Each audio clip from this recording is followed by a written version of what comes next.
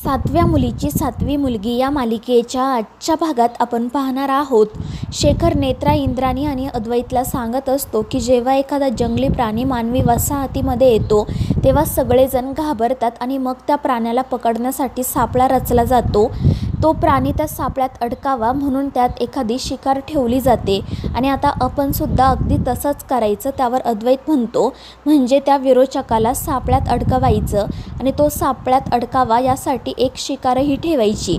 त्यावर शेखर म्हणतो, अगदी बरोबर. आणि मग तो पुढे यांना सांगू लागतो की मी बघितलं आहे, रुपाली फक्त तिच्या डोळ्यांमधून एखाद्याला वश करू शकते आणि आता आपण असंच करायचं. आपण असं दाखवायचं की आपल्यापैकी कोणीतरी तिला वश झालं आहे.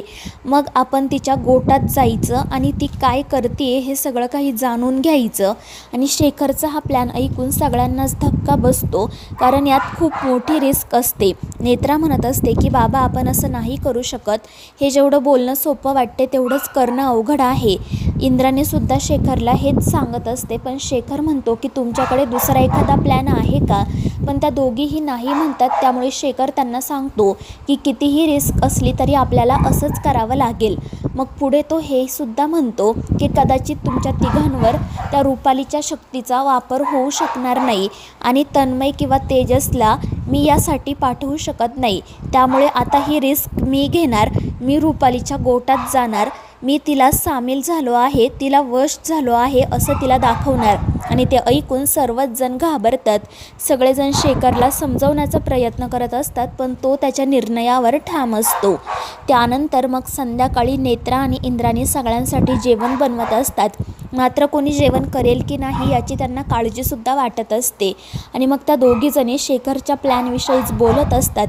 नेत्राला खूप भीती वाटत असते, पण इंद्राणी तिला सांगते की आता शेखर मागे हटणार नाहीत. आणि तितक्यात केतकी, फाल्गुनी त्या ठिकाणी येतात. त्या दोघींचा एक एक पाय एकमेकींना बांधलेला असतो आणि ते बघून या दोघींनाही आश्चर्य वाटते. आणि मग त्यानंतर नेत्रा, इंद्राणी त्या दोघींजवळ जातात, तर त्या दोघीजणी हसतच एकमेकींचा गळा पकडतात आणि त्यामुळे नेत्रा, इंद्राणी घाबरून मागे सरकतात. त्या दोघी यांना थांबवण्याचा प्रयत्न करत असतात, पण या काही ऐकत नाही. आणि मग रुपाली त्या ठिकाणी येते आणि ती हसतच या दोघींना थांबवते. आणि मग ती नेत्राकडे जात म्हणते की तुझा प्रॉब्लेम काय आहे गं? तुला एकदा सांगितलेलं कळत नाही का? जर तुम्ही यांच्याजवळ जाण्याचा प्रयत्न केला तर या दोघीही जणी एकमेकींना मारून टाकतील. आणि जर तुला हेच हवं असेल तर मला सांग, मीच यांना मारून टाकते. आणि मग ती सरळ जाऊन केतकी आणि फाल्गुनीचा गळा पकडते. त्यामुळे नेत्रा मोठ्याने ओरडते आणि तिला सोडायला सांगते. तर रुपाली हसतच त्या दोघींचा गळा सोडून देते आणि नेत्राला विचारते की तू मला धमकी देते की विनंती करते? त्यावर नेत्रा म्हणते की तुला जे समजायचं आहे ते समज, पण यापुढे केतकी काकू आणि फाल्गुनी ताई यांच्या केसालाही धक्का लागता कामा नये. आणि त्यावर रुपाली फक्त हसतच तिच्याकडे बघत राहते. त्यानंतर ती त्यांनी बनवलेला भात बघते आणि केतकी फाल्गुनीला म्हणते की गुलामांनो, तुम्हाला भूक लागली असेल ना, मग चला खाऊन घ्या. आणि मग त्यानंतर त्या दोघीजणी तसंच पातेल्यामधून हाताने तो भात खायला सुरुवात करतात. दोघींनाही तो भात खूप तिखट लागत असतो, पण त्या तशाच खात असतात. आणि त्यांची ती अवस्था बघून नेत्रा आणि इंद्राणीला खूप वाईट वाटतं. नेत्रा तर खूप रडत असते. रुपाली मात्र हसतच हे सगळं बघत असते आणि नेत्राला म्हणत असते की बघ, असं जनावर झालं आहे या दोघींचं. आणि मग त्यानंतर ती त्या दोघींना थांबायला सांगते. दुसरीकडे शेखर विचार करत असतो की आपण जो प्लॅन ठरवला आहे तो उद्याच सकाळी अंमलात आणायला हवा. तितक्यात त्याचं तनूकडे लक्ष जातं. तो तनूला म्हणतो की जा, काहीतरी खाऊन घे. मात्र तनू नकार देतो. त्यामुळे शेखर त्याला समजावतो आणि सांगतो की मीच तुझ्यासाठी काहीतरी घेऊन येतो. मात्र तनू घाबरलेला असतो. तो म्हणत असतो की डॅड, तुम्ही मला फाल्गुनी वहिनीबद्दल आणि केतकी काकूबद्दल जे सांगितले ते खरं आहे का? त्या दोघींनी खरंच 7-8 लोकांचं जेवण संपवलं आहे का? आणि त्यावर शेखर हो म्हणतो. तो तनूला सांगतो की काळजी करू नको, सगळं काही होईल ठीक. आणि मग त्यानंतर तो बाहेर जाण्यासाठी निघतो. पण रुपाली त्या दोघांचं बोलणं ऐकत असते आणि शेखर आता किचनमध्ये येणार आहे हे कळल्यावर ती लगेच तेथून निघून जाते. त्यानंतर शेखर किचनमध्ये जात फ्रीज उघडतो, तर फ्रीजमध्ये रुपाली बसलेली असते. आणि रुपालीला असं अचानक समोर बघून तो खूप घाबरतो आणि खाली पडतो.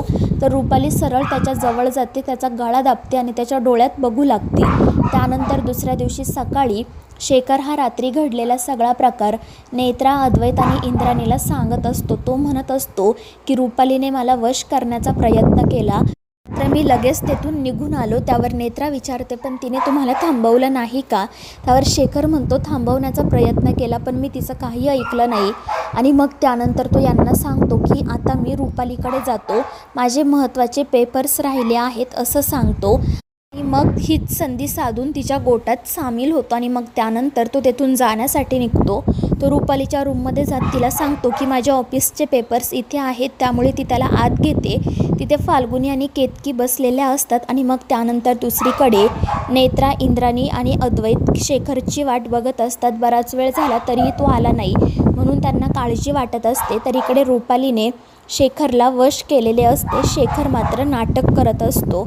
आणि मग त्यानंतर ती हसतच म्हणते की बिंडोक राज्याध्यक्ष या दोघींनी तर घरामध्ये धुमाकूळ घातला आहे, आता तुझी वेळ, खाली जाऊन बैस आणि मग मी तिथे आल्यावर तुला सांगते काय करायचं ते. आणि मग शेखरसुद्धा तिच्या आज्ञेप्रमाणे खाली जाऊन बसतो. त्यानंतर अद्वैत, नेत्रा, इंद्राणी त्या ठिकाणी येतात. त्या शेखरला काय झालं ते विचारतात. तर शेखर त्यांना शांत राहायला सांगतो, कारण आतमध्येच रुपाली असते. आणि मग रुपाली त्या ठिकाणी येते. अद्वैत रागातच तिच्याकडे बघत असतो. तर रुपाली शेखरला सांगते की उठ बिंडोक राज्याध्यक्ष आणि तुझ्या या मुलाच्या कानाखाली मार. आणि मग शेखरही तिने सांगितल्याप्रमाणे अद्वैत जवळ जातो. सगळेच घाबरून शेखरकडे बघत असतात. तर शेखर अद्वैतला डोळा मारतो, म्हणजेच तो नाटक करत आहे असं इशाऱ्यात सांगतो. आणि मग रुपालीने सांगितल्याप्रमाणे त्याच्या कानाखाली मारतो. त्यामुळे रुपाली खूपच खुश होते. तितक्यात तेजस, तन्मय त्या ठिकाणी येतात. त्यांना असं वाटतं की रुपालीने शेखरलाही वश केलं आहे, त्यामुळे ते खूप घाबरतात. तर मित्रांनो, या मालिकेच्या पुढील भागांच्या अपडेट्ससाठी आपल्या चॅनेलला सबस्क्राईब करा.